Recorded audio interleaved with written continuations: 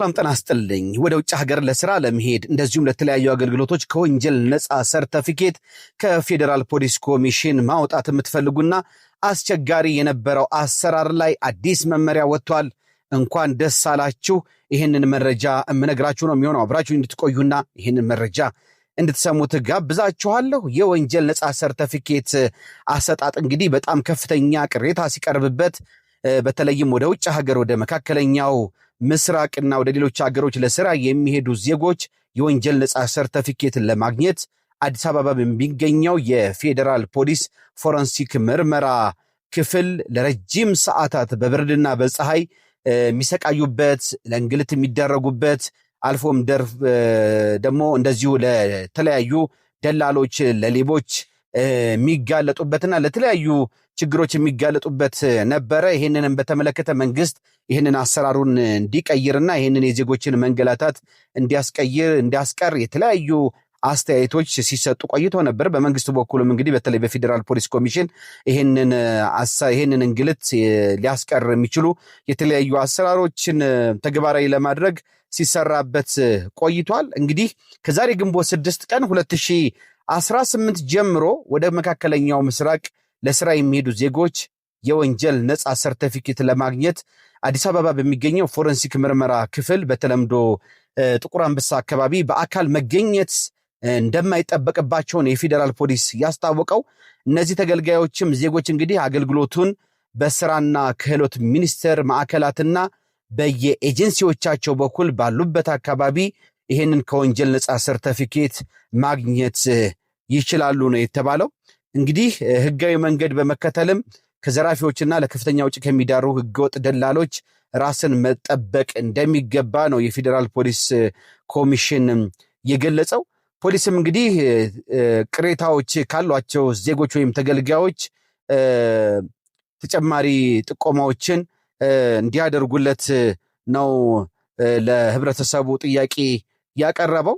እንግዲህ እንደነገርኳችሁ ተጓዦች ለረጅም ሰዓታት በብርድና በፀሐይ የሚሰቃዩበት ነበረ። በጣም ረጅም ሰልፍ፣ በተለይ ከክፍለ ሀገር ይህንን ነገር የወንጀል ነፃ ሰርተፊኬት ለማግኘት የሚመጡ እህቶች፣ አልፎ አልፎም እንደዚሁ ደግሞ ወንድሞች፣ ዜጎች ከተማው ላይ ከተማውን መውጫ መግቢያ ካለማወቅ፣ የከተማውን ሁኔታ ካለማወቅ፣ የሚያርፉበት ቦታ ዘመድ ካለመኖሩ፣ እንደዚሁም ካለባቸው የፋይናንስ ችግር አንጻር ለተለያዩ ችግሮች የሚጋለጡበት ነበረ። በእውነቱ ይሄ ወንጀል ነፃ ሰርተፊኬት አሰጣጥ ላይ ፌደራል ፖሊስ ኮሚሽን ያወጣው መመሪያ በአግባቡ በስራና ክህሎት ሚኒስቴር ማዕከላት እንደዚሁም ደግሞ በየኤጀንሲዎች በኩል በአግባቡ ተግባራዊ ማድረግ ከተቻለ በጣም ለብዙ ዜጎች ራስ ምታት የሆነውን አሰራር የሚቀርፍ ከእንግልት እንደዚሁም ከአላስፈላጊ ወጪዎች የሚታደግ ነው።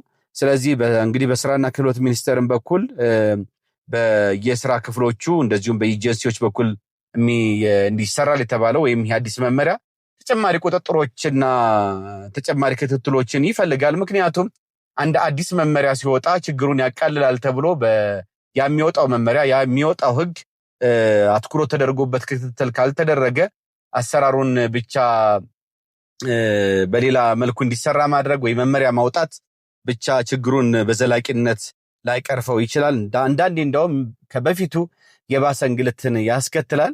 ስለዚህ አሁንም ቢሆን መመሪያው አሰራሩ መቀየሩ ይህን ችግሩን ይፈታል ተብሎ እስከታሰበ ድረስ አሁንም ክትትልና ቁጥጥር ሊደረግበት ይገባል። ለተጨማሪ ደላሎች፣ ለተጨማሪ ጉቦ ለሚፈልጉ፣ ሙስና ለሚፈልጉ ሰራተኞች፣ ኃላፊዎች እና እንደዚሁም ደግሞ ለደላሎች በር እንዳይከፍት አሁንም ከፍተኛ ክትትል መደረግ አለበት በሚመለከተው አካል በኩል። በፌደራል ፖሊስ ኮሚሽን በኩል ግን ይሄ በተለይም ቅርብ ጊዜ ሶሻል ሚዲያ ላይ ሲሰጡ የነበሩ አስተያየቶች እንደዚሁም መንግስት ደግሞ ይህንን የዜጎችን እንግልት ለመቅረፍ ብሎ እህቶችን፣ እናቶችን፣ ሴቶችን ከብርድ ላይ ተሰልፈው ፀሐይ ላይ ተሰልፈው ሰልፉን ለመያዝ በሌሊት ካረፉበት አካባቢ በእግራቸው ትራንስፖርት አጥተው እየተጓዙ ለዘራፊዎች፣ ለሌቦች ሸዋሸዋ ለሚሰሩ እንደዚሁም ደግሞ ለተለያዩ አደጋ የሚጋለጡበት ሁኔታ ነበር። ያን ሁላ ነው በእውነቱ ይሄ መመሪያ በተግባራዊ ከሆነ የሚያስቀረው። እንደዚሁም የወንጀል ሰርቲፊኬት የወንጀል ነፃ ሰርቲፊኬት ባለማግኘት ሰዎች ከጉዞ የሚታገዱበት ወይም ደግሞ ጉዟቸው የሚደናቀፍበት ያገኙት የሥራ ዕድል የሚያመልጣቸው ዘርፈ ብዙ የሆኑ ችግሮች ነበሩት።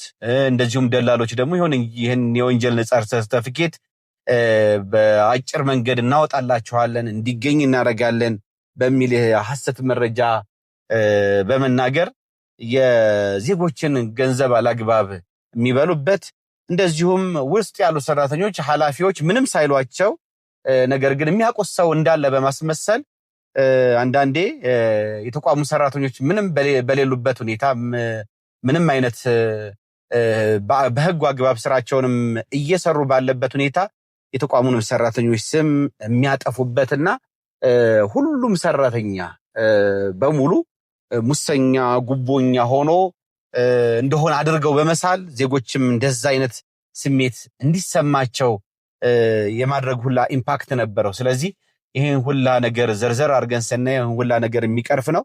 አሁንም ግን በአግባቡ ክትትል ያስፈልጋል። ለዛ ደግሞ ፌደራል ፖሊስም ኮሚሽን ሆነ ሌሎች የህግ አካላት ይሄ አሰራር በአግባቡ እየተከናወነ ነው ወይ መመሪያው በአግባቡ እየተተገበረ ነው ወይ የሚለውን ነገር ማየት እና የሚገጥሙ ያፈጻጸም ችግሮች ካሉ እነሱ ላይ እርምጃ መውሰድ ያስፈልጋል። ክቡራትና ክቡራን የፕሮግራሚንግ ተከታታዮች እንደዚህ ትኩረት ሰጥቼ ለእናንተ ይሄን ሁላ ያብራራሁት እንግዲህ በዛ አካባቢ በማልፍበት ወቅት ሁልጊዜ በጣም ልቤን ይነካኛልና አንዳንዶች እናቶች እንደውም ልጆቻቸውን ጥለው ወደ አረብ ሀገር የሚሄዱ ሁሉ ልጆቻቸውን አዝለው ሁሉ ህፃናት ልጆች ፀሐይ ላይ ተሰልፈው ሁላ የሚታዩበት በጣም ፊታቸው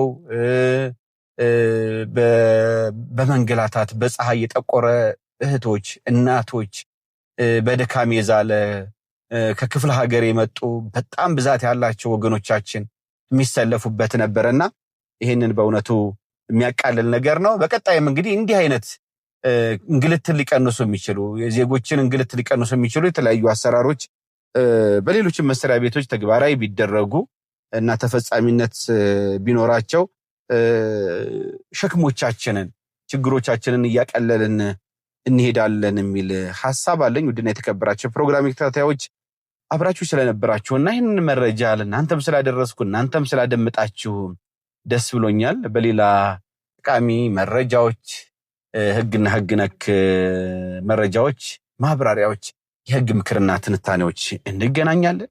አብራችሁ የነበርኩት የእናንተው ጠበቃና የህግ አማካሪ ሱፋ ከበረ ነበርኩኝ። መልካም ጊዜ እንዲሆንላችሁ እመኛለሁ። ባባይ